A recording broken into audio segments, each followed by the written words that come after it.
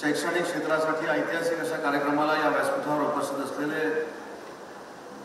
राज्याचे लोकप्रिय आणि संवेदनशील मुख्यमंत्री आदरणीय एकनाथ शिंदे साहेब, व्यासपीठावर उपस्थित असलेले विधिमंडळातील माझे सहकारी शेखरजी निकम साहेब, व्यासपीठावरील सर्व सन्माननीय मान्यवर, मोठ्या संख्येने उपस्थित शिक्षक वर्ग, विद्यार्थी बंधू आणि भगिनींनो, आज रत्नागिरीकरांच्या दृष्टीनं आणि कोकणाच्या दृष्टीनं आज शिक्षण क्षेत्रातला ऐतिहासिक दिवस आहे आणि मी माझं भाग्य समजतो की ज्या मुख्यमंत्र्यांच्या हस्ते या वास्तूचं भूमिपूजन झालं त्याच मुख्यमंत्र्यांच्या हस्ते या वास्तूचं उद्घाटन होत आहे ही महाराष्ट्रातली पहिली घटना आहे आणि याचं सर्व श्रेय व्यासपीठावरील राज्याचे मुख्यमंत्री एकनाथ शिंदे साहेबांनाच झालं।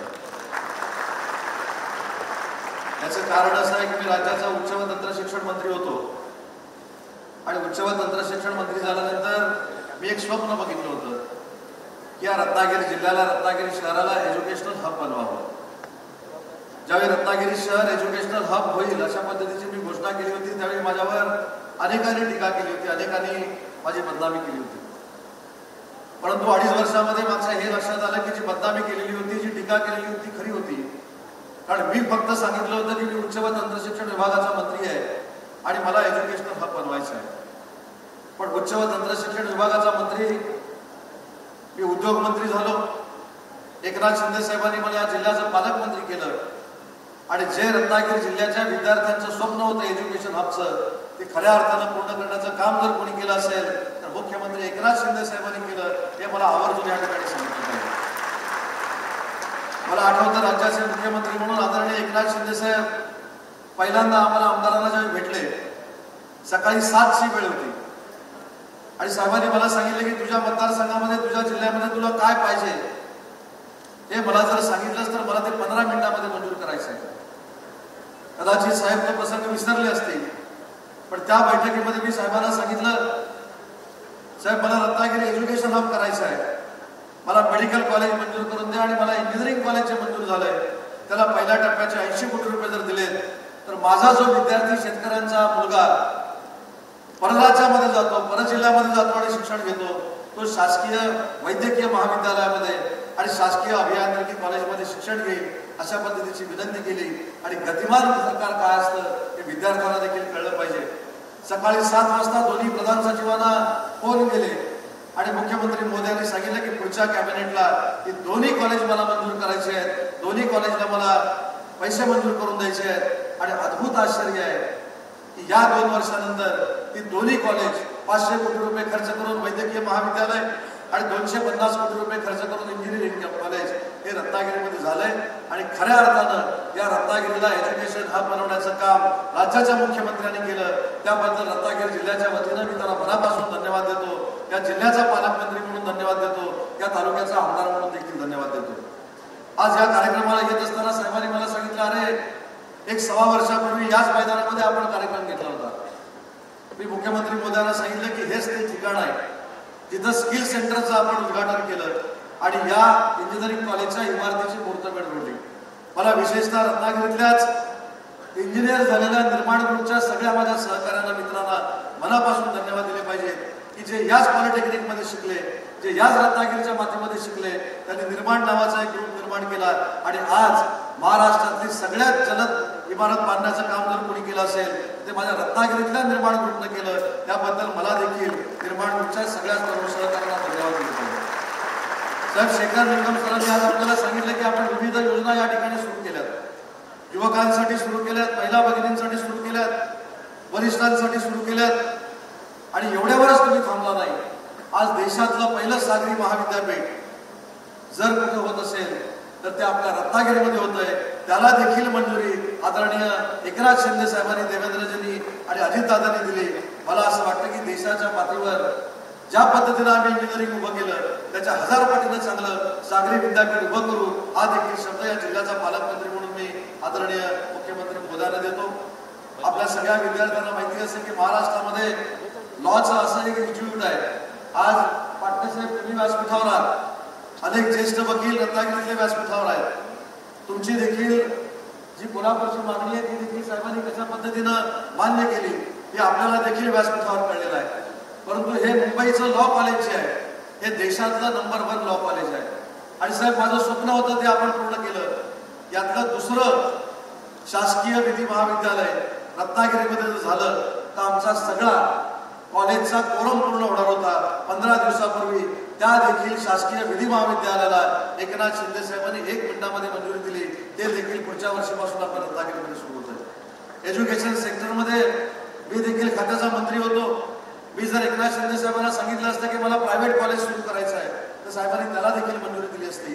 परंतु त्यांनी देखील स्पष्ट सूचना दिलेल्या होत्या की जे काय करायचं आहे ते शेतकऱ्यांच्या मुलांसाठी करायचं आहे, जे काय करायचं आहे ते गरिबांच्या मुलांसाठी करायचं आहे. श्रीमंतांच्या मुलांसाठी सगळंच आपण करतो, पण गरिबांची मुलं ही शासकीय महाविद्यालयात शिकतात. म्हणून जे काही शासकीय महाविद्यालयातून मागशील ते मुख्यमंत्री म्हणून मी द्यायला तयार आहे.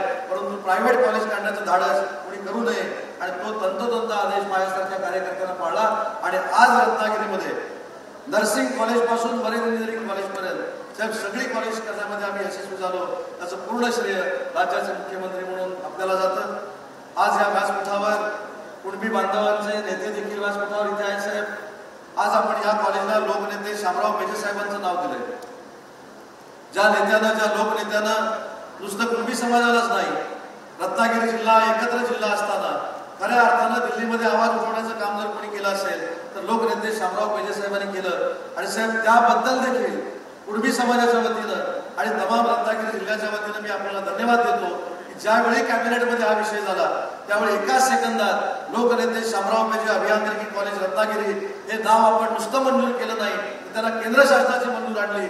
आणि आज जर आपण ऍपवर गेला, आज जर आपण गुगलवर गेला आणि रत्नागिरीचे इंजिनिअरिंग कॉलेज टाकलं तर त्याचं नाव लोकनेते शामराव पेजे अभियांत्रिकी कॉलेज असं येतं.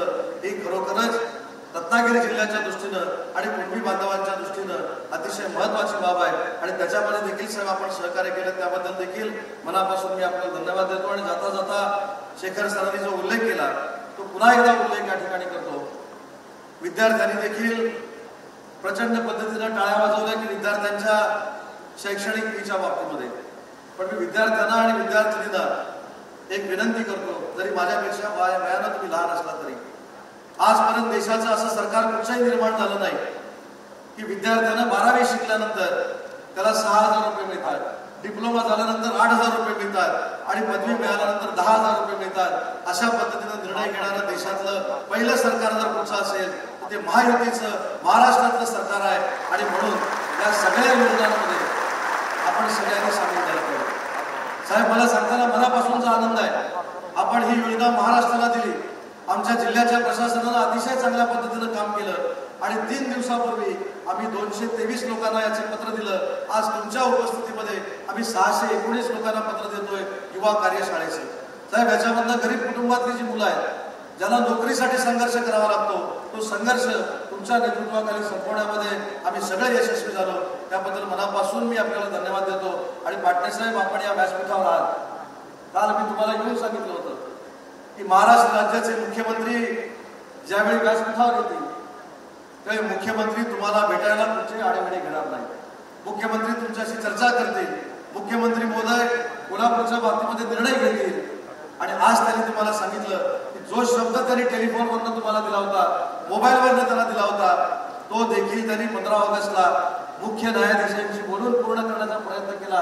अशा पद्धतीचं महाराष्ट्राचं नेतृत्व हे टिकवणं आणि जोपासणं पाटणेसाहेब आपल्या सगळ्यांची जबाबदारी आहे. आणि म्हणून मला आपल्याला विनंती करायची आहे की ज्या पद्धतीनं गतिमान सरकार या महाराष्ट्रामध्ये येत आहे, गतिमान सरकारच्या माध्यमातून साहेब असतील, देवेंद्रजी असतील, अजितदादा असतील प्रामाणिकपणानं या महाराष्ट्राची सेवा करतायत, प्रत्येक घटकासाठी काम करतायत. त्यांच्या कामाचं मोल देखील आपण सगळ्यांनी त्यांना आशीर्वाद देऊन सहकार्य देऊन केलं पाहिजे. आणि मनोगत संपत असताना एकच फक्त किस्सा सांगतो आणि माझं मनोगत संपवतो. मी रायगड जिल्ह्याचा पालकमंत्री आहे. साहेबांच्या आशीर्वादाने मी रायगड जिल्ह्याचा पालकमंत्री आहे. मी मगाशी भाषणाची सुरुवात करत असताना आमच्या राज्याचे मुख्यमंत्री हे संवेदनशील मुख्यमंत्री आहेत असा उल्लेख केला. आपल्याला इरसालवाडीची घटना माहिती असेल, ज्या घटनेमध्ये दरड कोसळून अनेकांना मृत्यूला सामोरं जावं लागलं. मी रात्री 12 वाजल्यापासून त्या ठिकाणी होतो. मला मुख्यमंत्री महोदयांचा पहाटे 5 वाजता फोन आला. मी मुख्यमंत्री महोदयांना सांगितलं की जिल्ह्याचा पालकमंत्री म्हणून मी इथे उपस्थित आहे. ज्या काही घटना घडतील त्याची तंतोतंत माहिती मी पालकमंत्री म्हणून तुम्हाला देईन. तुम्हाला याची आवश्यकता नाही. तुम्ही रोज 4-4:30 वाजता झोपता, विश्रांती घ्या. मी 2 तासानंतर तुम्हाला फोन करतो. आपल्याला आश्चर्य वाटेल, नवी मुंबई सकाळी सिपिनचा मला 1 तासानंतर फोन आला आणि मला त्यांनी सांगितलं की राज्याचे मुख्यमंत्री इरसालवाडीमध्ये पुढच्या 15 मिनिटांमध्ये पोहोचतात. साहेब इरसालवाडीला आले. इरसालवाडीला मी साक्षीदार आहे. सकाळी 7 वाजल्यापासून 11:30 वाजेपर्यंत या व्यक्तीनं खुर्ची देखील बघितलेली नव्हती, खुर्चीवर देखील बसलेले नव्हते. आणि 11:30 वाजता अचानक त्यांनी मला सांगितलं की मी मुंबईला निघालो आणि मुंबईला जायला म्हणून निघाले.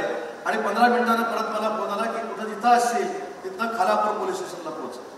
मी खालापूर पोलीस स्टेशनला पोहोचल्यानंतर आज माझ्या अंगावर काटा येतोय.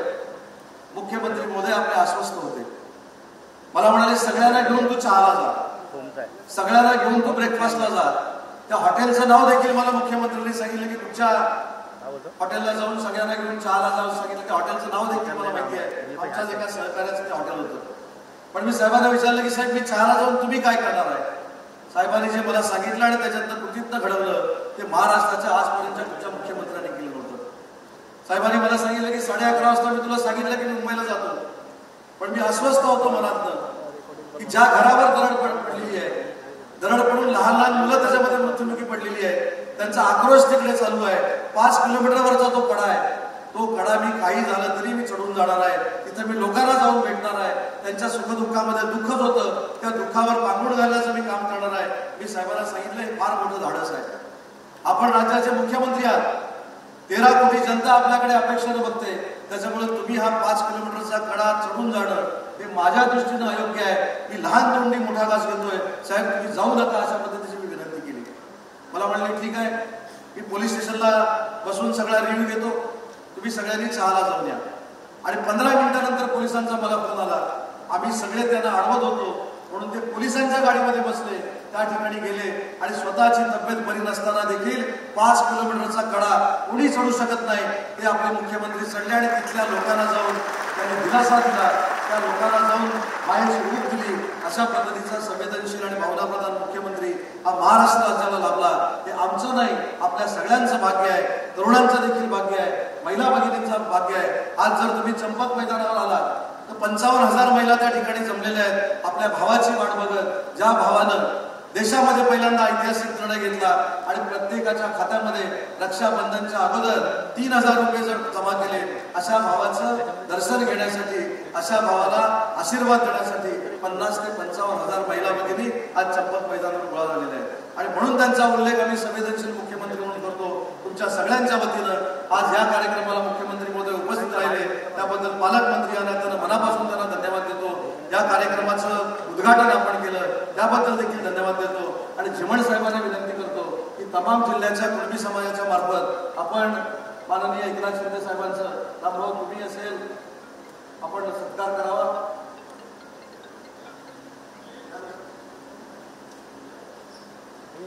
साहेब प्रातिनिधिक जरी सत्कार असला तरी जिल्ह्याच्या तमाम कुणबी समाजाच्या वतीनं जे जे माननीय लोकनेते शामराव पेजी साहेबांचा आदर्श मानतात, त्यांना आदर्श मानून काम करतात, त्या सगळ्यांच्या वतीनं केलेला सत्कार आहे. सांगतो झिमण साहेबांनी करावा.